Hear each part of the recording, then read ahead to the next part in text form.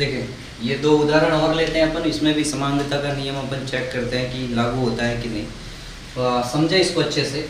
देखिए क्या कह रहा है, एक सरल लोलक के आवर्त काल के लिए, ये आवर्त काल का सूत्र है। आपके 11वीं क्लास में आगे आप चैप्टर पढ़ोगे, उसमें है एक सरल लोलक वाला चैप्टर, जिसे अपन कह सकते हैं आगे आपको ये समीकरण निकालना भी होगा, ये किस प्रकार से आती है वहाँ पे आप सीखोगे भी इसको। लेकिन ये सिर्फ समीकरण है, आपको यहाँ पे सत्यता की जांच करनी है कि यहाँ पे ये जो समीकरण दे रखी है वो सत्य है या नहीं है। ठीक है, तो आप देखेंगे कि t जो है इसमें सरल लोलक के t है वो आवर्त काल को शो कर रहा है। सरल लोलक आवर्त काल मतलब टाइम पीरियड की, वो अपना रोटेशन कर रहा है, वो कितने टाइम पीरियड में कंप्लीट कर रहा है। और ये तो कांस्टेंट है, ये बात तो सबको पता ही होगी कि 2 पाई तो आपका क्या है, कांस्टेंट है।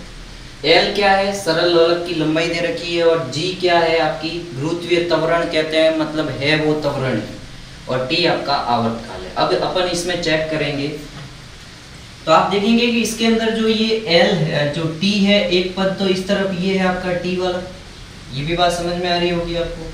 2 पाई तो क्या है आपका, कोई पद है नहीं, ये तो क्या है कांस्टेंट दे रखा है। एक पद आपका ये दे रखा है जो रूट में है। मैं वापस से यहाँ समीकरण लिख रहा हूँ, देखे ध्यान से कि t बराबर क्या दे रखा है, 2 पाई अंडर रूट में है आपका L बटे G।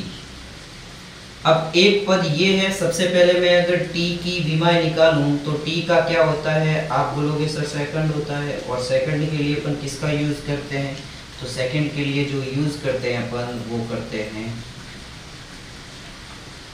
t की पावर, मतलब सबके सब जितने भी पद हैं, जितने पद क्या इसके अंदर ये कांस्टेंट है और एक पद ये दे रखा है। एक पद तो ये है, ये तो आपका कांस्टेंट है, लिया नहीं जाएगा, और बराबर के इस तरफ ये पद दे रखा है, तो इसकी विमा ये, इसका मतलब इसका भी जो आपकी विमा है, विमेय सूत्र वो ये आना चाहिए।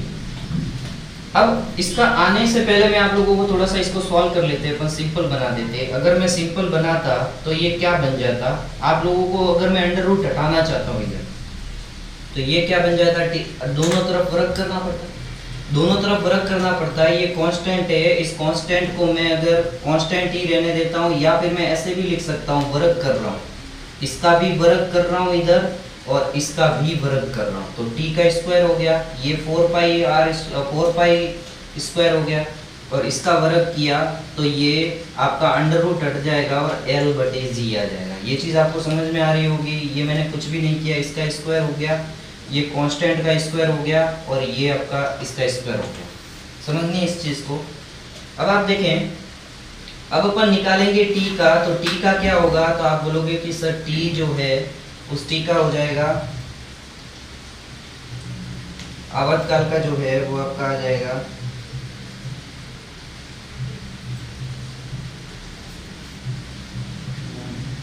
आवर्त काल का जो होता है आपका वो होता है क्या है, सेकंड। लेकिन अपने पास में क्या है, टी स्क्वायर है, तो यहाँ पे सेकंड का भी स्क्वायर आ जाएगा। इसका मतलब अगर मैं यहाँ पे जो चीज़ निकालना चाहता हूँ वो क्या है, सेकंड है, तो सेकंड का आपका क्या था, टी की पावर 2 आ जाए। इसका मतलब जो आपका विमेय सूत्र है, आपका जो आवर्त काल है, जो विमेय सूत्र है, इसमें टी की पावर 2 आना चाहिए। अब आप देखेंगे कि यहाँ पे L है, L बटे G दे रखा है। ये जो कांस्टेंट है इससे तो अपना कोई लेना देना ही नहीं है, जो है L बटे G। L कौन है, तो आप बोलोगे लंबाई, और G कौन है, तो G है आपका गुरुत्वीय त्वरण।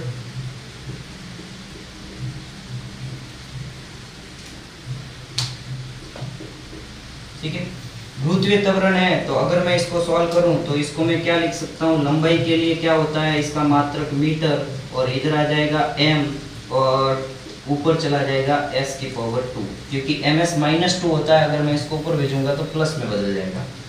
इस m से ये m कट गया, तो आप देखोगे कि इसका जो सूत्र आएगा, विमेय सूत्र, वो भी t की पावर 2 आएगा। तो बराबर के इस तरफ देखो, उस आवर्तकाल का है जो, वो भी आपका विमेय सूत्र ये है, और इस तरफ है वो भी ये है। इसका मतलब दोनों तरफ क्या है, आपके समान आ रहे। फिर से समझे इसको, जो ये फॉर्मूला दे रखा था वो फॉर्मूला लिखा, मैं इस अंडर रूट को हटाना चाहता था, दोनों तरफ मैंने वर्ग किया। ये कांस्टेंट है, इससे कोई मतलब था नहीं, तो ये L/G हो गया। t क्या है आपका, आवर्तकाल है, मतलब टाइम पीरियड है, और टाइम का क्या होता है, सेकंड का स्क्वायर, इसका मतलब t स्क्वायर आ जाएगा। फिर L/G बचा, तो L कौन है लंबाई और G कौन है गुरुत्वीय त्वरण। तो लंबाई के लिए अपन क्या लिखते थे m, और गुरुत्वीय त्वरण का जो मात्रक होता है वो मीटर पर सेकंड की पावर 2 होता है। तो ये जो पर सेकंड नीचे आता है तो इसको मैं ऊपर भेजूंगा तो पावर माइनस में थी वो किस में बदल जाएगी प्लस में। तो मीटर से मीटर कट गया, पीछे बचा s की पावर 2, s होता है सेकंड, सेकंड का जो विमेय सूत्र होता है वो t की पावर 2 होता है। तो इस प्रकार से ये भी आपका क्या है सत्य है, सत्य साबित हो रहा है। जो आपसे यही पूछा है कि सत्यता की जांच करनी है तो ये क्या है आपका विमेय सूत्र में सत्य साबित हो रहा है। नेक्स्ट अपन देखेंगे कि इस वाले क्वेश्चन पे ध्यान से दें आप लोग, इस क्वेश्चन को ध्यान से समझने की कोशिश करें। इसमें आप देखेंगे कि सबसे पहले जो आप लोगों की समीकरण दे रखी है उसको देखें। समीकरण क्या है कि p बराबर b माइनस एक्स स्क्वायर बटे में है at। पहली चीज तो देखें कि इसमें पद कितने हैं। इस तरफ ये सिर्फ आपका कौन है विद्युत शक्ति, शक्ति दे रखी है। ये आपका b कोई टर्म दे रखी है, इसके आपको विमेय सूत्र बताना है कि विमाएं क्या होगी, और एक पद आपका ये दे रखा है। आप लोगों को पद का पता नहीं चलता है तो सीधी सी बात है प्लस माइनस का निशान ही पदों का पता चलवाता है। जैसे यहाँ पे माइनस का निशान है तो एक पद ये बन गया, एक पद ये बन गया, ये इसके डिवाइड में भी आएगा, इसके डिवाइड में भी आएगा, इसका मतलब यहाँ पे दो पद है। अब एक चीज आपको ध्यान दें, एक चीज ध्यान से समझनी है कि x यहाँ पे क्या है। आप लोगों को ये समझना था कि x बराबर जो दे रखा है वो क्या है दूरी। और अभी अपन ने समांगता का नियम पढ़ा था, और समांगता का नियम क्या पढ़ा था कि जितने भी पद होते हैं उन पदों की जो विमाएं होती है वो बराबर होनी चाहिए। तो अगर ये एक्स स्क्वायर है तो इस b का भी विमाएं का सूत्र क्या होगा, ये भी दूरी होगी। तो मैं यहाँ पे लिख लेता हूं कि b बराबर क्या होगा, b की जो विमाएं होगी, b की विमाएं वो किसके बराबर हो जाएगी, आपके एक्स स्क्वायर की विमाएं के बराबर। ये चीज आप समझ पा रहे होंगे कि b की जो विमाएं होगी वो एक्स स्क्वायर की विमाएं के बराबर हो जाएगी। तो एक्स स्क्वायर कौन था, दूरी। तो आप देखोगे कि जो b की विमाएं है, b की विमाएं वो क्या आ जाएगी आपके, आपको समझना चाहिए जो b की विमाएं होगी वो दूरी का मतलब l की पावर 2 आ जाएगी। और ये आपके b की विमाएं आपके पास निकल गया। मैंने ऐसा क्यों लिखा फिर से समझा रहा हूँ, आपको समझना है पूरा अच्छे से। देखिए क्या कह रहा था ये, इसमें बोल रहा है कि जो ये p दे रखा है, p एक शक्ति है जो b माइनस एक्स स्क्वायर बटे में कौन है आपका at है। इसको ध्यान से समझें फिर आपको आगे समझाया जाएगा। जिसमें एक पद ये था तो ये तो आपका लेफ्ट साइड में है, इससे अपने कोई लेना देना नहीं है। राइट साइड में देखेंगे कि ये दोनों पद है, ये दोनों पद अपन ने समांगता का नियम पढ़ा था कि जितने भी पद है उन पदों की विमाएं बराबर होनी चाहिए। तो ये देखें ये इसके डिवाइड में भी आएगा और इसके डिवाइड में भी आएगा। इसका मतलब रोल इसका नहीं है अपने पास, जो at है इसका कोई रोल नहीं है। रोल ये है कि b माइनस एक्स स्क्वायर है तो जो एक्स स्क्वायर की विमा होगी वही विमा किसकी होगी, b की होगी, क्योंकि सारे पद की जो विमाएं सूत्र है वो बराबर होगा तभी तो ये समीकरण बनेगी। तो एक्स स्क्वायर की विमा मेरे पास कितनी थी, एक्स स्क्वायर कौन है आपकी, x दे रखी है दूरी, और दूरी की विमा l की पावर 2 होता है, तो b की विमा भी क्या हो जाएगी l की पावर 2। ये क्यों लिखा, समांगता का नियम यही बोल रहा था कि जितने भी पद होते हैं उन सारे पद की जो विमाएं हैं वो समान होती है। तो एक पद ये था और एक पद ये, इस पद की विमाएं अगर l की पावर 2 है तो b की विमा क्या हो जाएगी l की पावर 2। अब b का काम हो गया खत्म अपन को। अब अपन को इस a की विमा चाहिए, तो a को मैं क्या कर दूं, इधर ट्रांसफर कर सकता हूं। ध्यान से समझें, a को अगर मैं इधर भेज देता हूं तो ये क्या आ जाएगा, a बराबर आ जाएगा b माइनस एक्स स्क्वायर बटे में कौन है आपका, तो बटे में आ जाएगा p इंटू टी। ये चीज आपको समझनी है, कुछ भी नहीं किया, सिर्फ पक्षांतरण किया है। पक्षांतरण क्यों किया है मैंने, क्योंकि मुझे a की विमाएं चाहिए।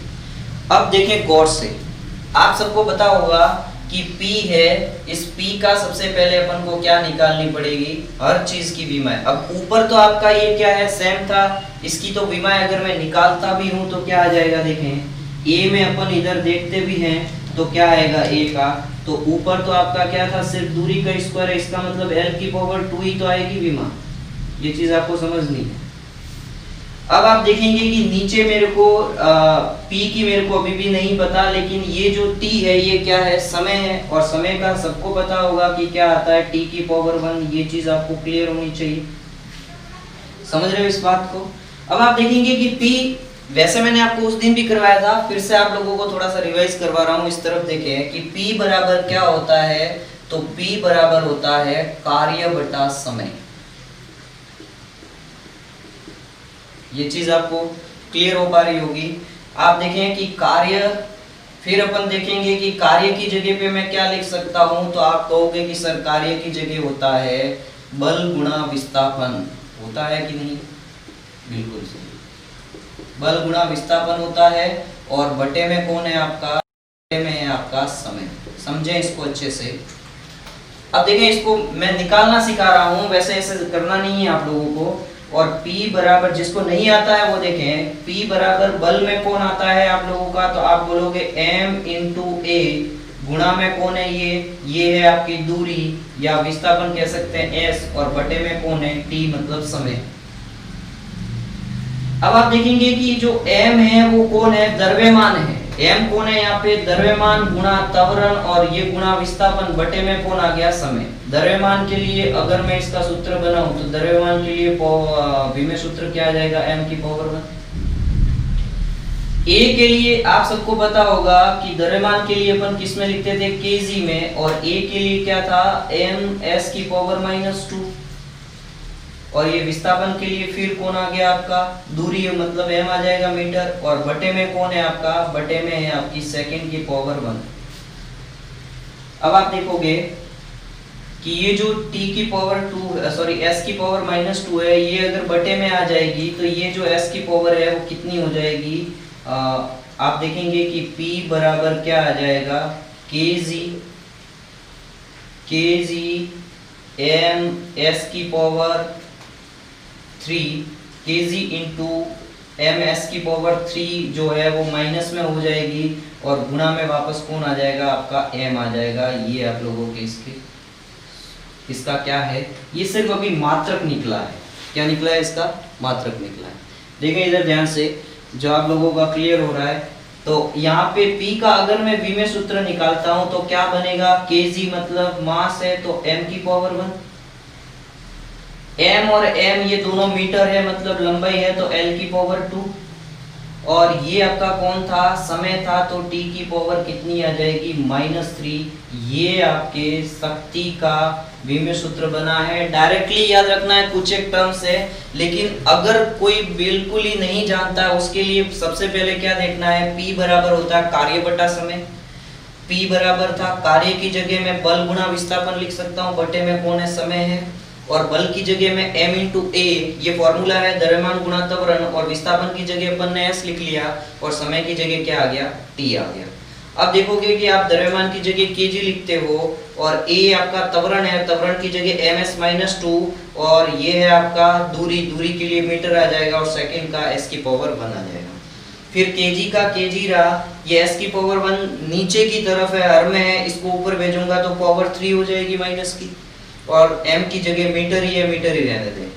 kg आपका द्रव्यमान था, ये चीज समझ में आ रही है। तो m की पावर, अगर विमेय सूत्र लिखूंगा तो कैपिटल M की पावर 1 हो जाएगी, और L की पावर 2, क्योंकि ये मीटर और ये मीटर दोनों L की पावर 2 हो जाएगा, और S है आपका सेकंड है, वो समय है, तो t की पावर -3। ये चीज आपको समझनी थी। अब आप देखें कि इसी सूत्र को मैं इधर लगाऊंगा, क्योंकि मुझे P की जगह ये आपका सूत्र है ये लिखना है, तो P की जगह अगर मैं ये लिखूंगा तो क्या आ जाएगा, m की पावर 1, l की पावर 2, और t की पावर -3 बनेगा। अब आप देखेंगे कि l की पावर 2 से l की पावर 2 ये कट जाएगा, ये समझ में आ ही रहा होगा आप लोगों को, l की पावर 2 से l की पावर 2 कट जाएगा।